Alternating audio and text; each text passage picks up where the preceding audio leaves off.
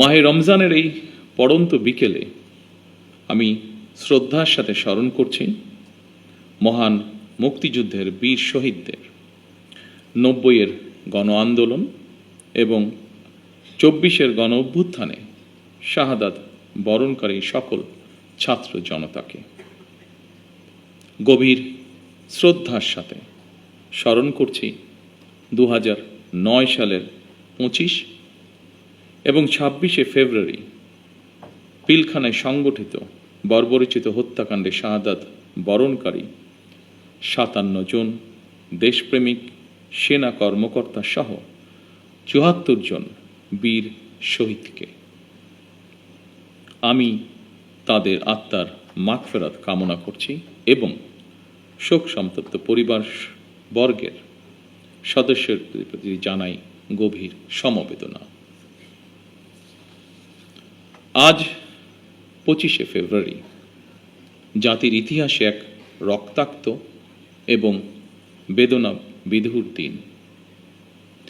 এ দিনটি এলে প্রকৃতি যেন আবার স্মৃতি ও শোকের ভারে নীরব হয়ে যায়। বাতাসে ভেসে আসে সেই বিভীষিকাময় মুহূর্তের আর্তনাদ। আমাদের হৃদয় গভীর বেদনায় ভারাক্রান্ত হয়ে ওঠে। 2009 সালের 25 এবং 26শে ফেব্রুয়ারি নির্মম ঘটনা আমাদের জাতীয় জীবনে এক গভীর ক্ষত সৃষ্টি করেছে, যার বেদনা সময় পেরিয়ে আজও বহমান। দীর্ঘ 17 বছর পরে শহীদদের স্মৃতি বিজড়িত এই প্রাঙ্গণে আজ আমার কণ্ঠ কিছুটা স্বাভাবিকভাবে ভারী হয়ে উঠছে। আমি কেবল একজন জনপ্রতিনিধি হিসাবে নয়, একজন সেনা পরিবারের সদস্য হিসাবে, একজন সহযোদ্ধার সন্তানের মতন আপনাদের সামনে, আপনাদের সাথে আজকে উপস্থিত হয়েছে। 2009 সালে সেই বিভীষিকাময় ঘটনায় 57 জন মেধাবী ও দেশপ্রেমিক সেনা কর্মকর্তা সহ মোট 74টি প্রাণ ঝরে গিয়েছিল।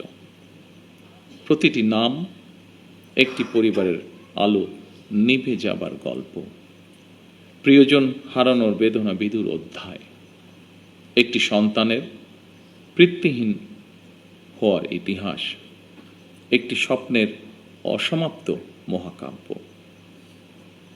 আমি দেশে প্রত্যাবর্তনের পরপরই বনানী সামরিক কবরস্থানে গিয়ে শহীদ সেনা কর্মকর্তাদের কবরের পাশে দাঁড়িয়ে উপলব্ধি করেছি গত 17 বছরে আপনাদের দুর্বিষহ সংগ্রাম, অপরিসীম ত্যাগ আর দাঁড়ে দাঁড়ে ঘুরে বিচার না পাওয়ার নিদারুণ যন্ত্রণা।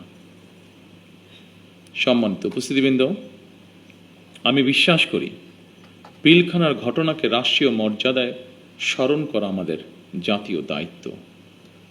25 ও 26শে ফেব্রুয়ারি ঘটনাকে ইতিহাসে রাষ্ট্রীয় মর্যাদা না দিলে ভবিষ্যৎ প্রজন্ম আমাদেরকে হয়তো ক্ষমা করবে না।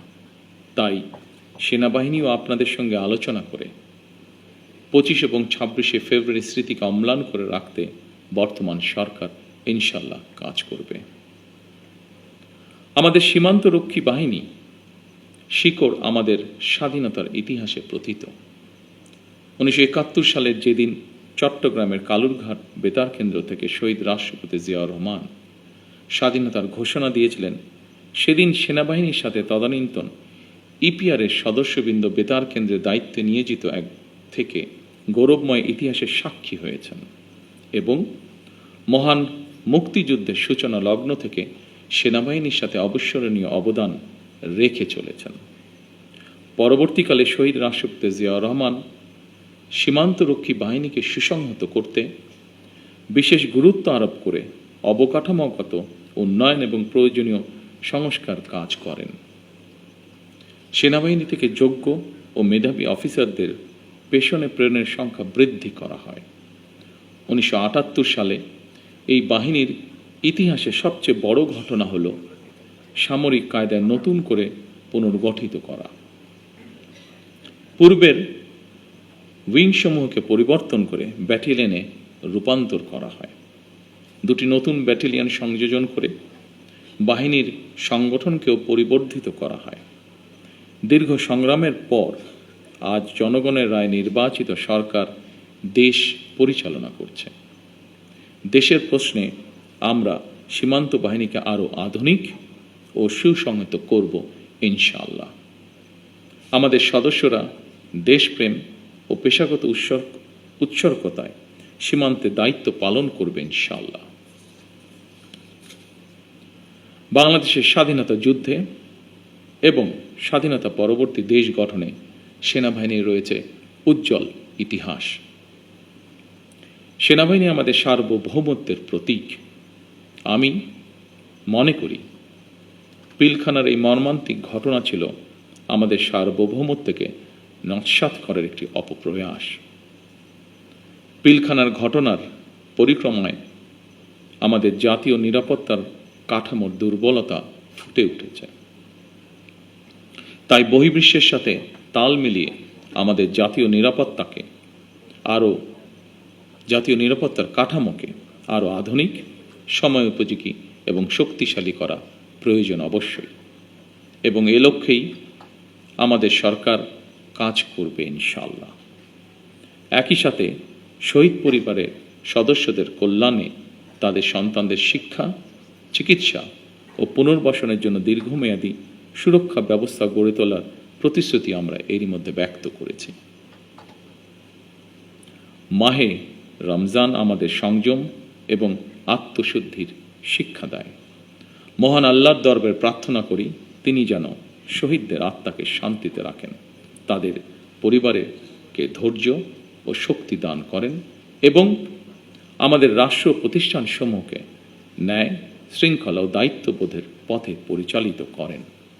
পরিশেষে আজকের এই অনুষ্ঠানটি আয়োজন করার জন্য যারা অক্লান্ত পরিশ্রম করেছেন, এই অনুষ্ঠানটিকে সুন্দরভাবে উপস্থাপন করেছেন, তাদের সকলকে আমি আমার পক্ষ থেকে আন্তরিকভাবে ধন্যবাদ জানাই।